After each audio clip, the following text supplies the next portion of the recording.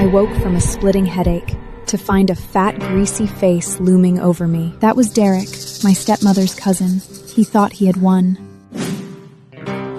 Die.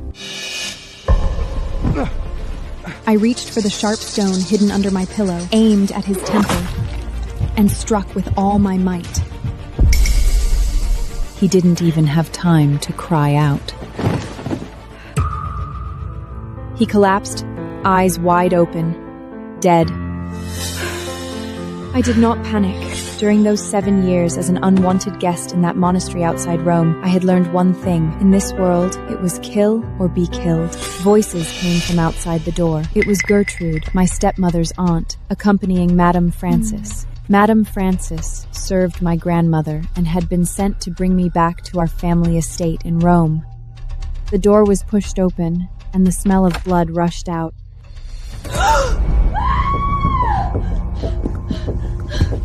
My son! What happened to you? Gertrude, what is the meaning of this?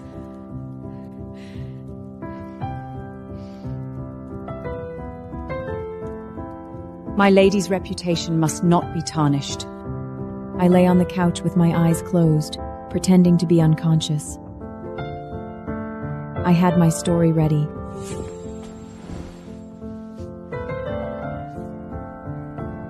The maid Leon, who knew medicine, checked my condition, and her face changed instantly. She whispered to Madame Frances that there were traces of a sleeping potion in my body. Madame Frances was furious. She knew this was not my fault. Gertrude tried to blame me, but Madame Frances would have none of it. I will report this truthfully. You are on your own. That night we stayed at an inn, no longer remaining at Derek's house. Lying on the soft bed at the inn, I was very satisfied with how the day had turned out. Derek was dead, I had gotten away clean, and the White family would not dare touch me. I was about to fall asleep when the window suddenly made a soft sound. A gust of cold wind, thick with the smell of blood, rushed toward me. A dagger pressed against my neck. Don't move. His eyes were sharp as an eagle's, watching me like a predator watching its prey. He was wounded, and someone was chasing him. I thought about calling for help, but the glint of the dagger made me think twice.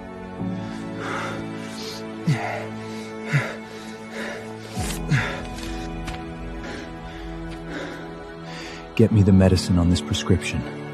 Don't let anyone find out. I took the prescription but did not move. You have the scent of feathergrass on you. Without an antidote, your prescription is useless. He looked at me again. I knew he was suspicious. I said I happened to have the antidote. He clearly did not believe me. I took one pill first. Only then did he swallow the other, still suspicious. The bleeding stopped. He asked me my name. I gave him the name of that hateful daughter of the White family. My name is Wendy. Consider it collecting an interest. A moment later, the medicine took effect. He collapsed silently onto the couch. I took his dagger and went to knock on Madame Frances's door. I woke Madame Frances in the middle of the night and told her the inn was unsafe, that we had to leave immediately. I am afraid. Every time I close my eyes, I see Derek's bloody face. Madame Frances softened.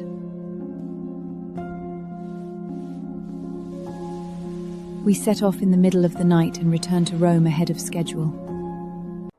Standing at the entrance of our family estate, I looked up at the gilded family crest, my heart as still as dead water. This estate was my mother's. Now it had been taken over by others. It was time to take everything back.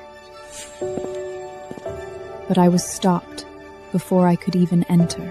The gatekeeper said the main gate was for honored guests. and I was to enter through the northwestern side gate. That was where they took out the garbage and night soil, a blatant humiliation. My stepmother, Rosalind, was trying to put me in my place. But I was prepared. If she wanted to play this game, I would make sure everyone knew about it. Just as we were at a standoff, a cry of surprise came from behind me. Stella? It really is you! It was Lady Fiona, my mother's closest friend. I had sent word to her in advance. When she saw they wanted me to enter through the side gate, she became furious on the spot.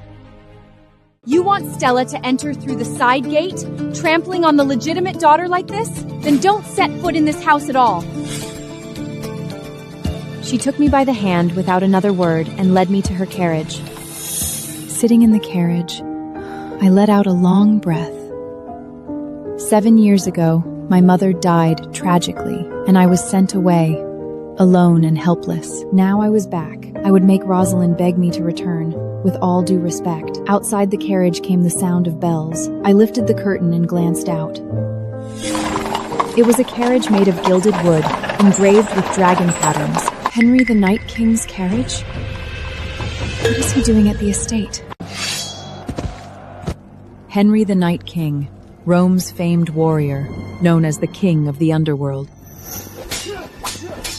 But 3 months ago, he was ambushed. His legs were crippled, and his eyes were blinded. Our mothers once arranged a marriage contract for the two of us. Later, Rosalind stole that marriage contract and gave it to her daughter, Pearl.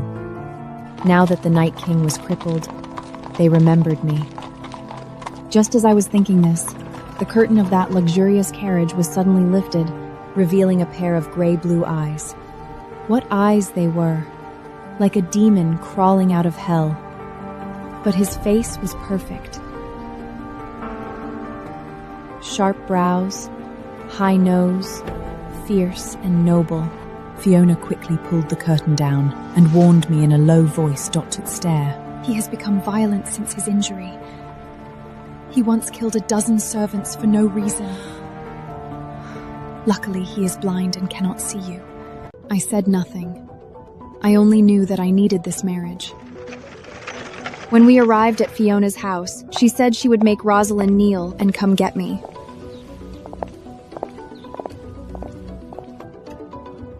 Sure enough, not long after, the Grand Chamberlain's estate sent someone.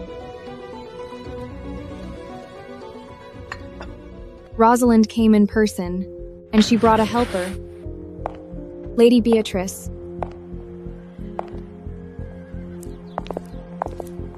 Fiona and Lady Beatrice were sworn enemies. Rosalind knew exactly whom to bring.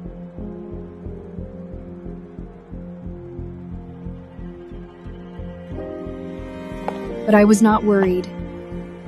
I had Fiona, and I had my own cards to play. In the front hall, Rosalind put on the act of a loving mother. Stella, don't be stubborn. Come home with me.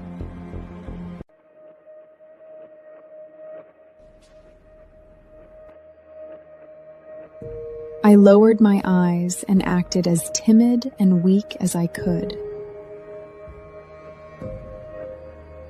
The servants told me to enter through the side gate. I was worried about tarnishing the family's reputation, so I asked. Fiona immediately took over and tore Rosalind to pieces. If you want to take her back, kneel and swear that you will not harm her. Rosalind's face turned pale. She was the wife of the Grand Chamberlain. When had she ever suffered such humiliation? But she did not dare refuse. Vincent had warned her not to let things escalate.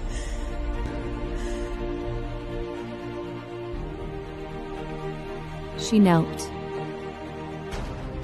Lady Fiona, I sincerely wish to take Stella home.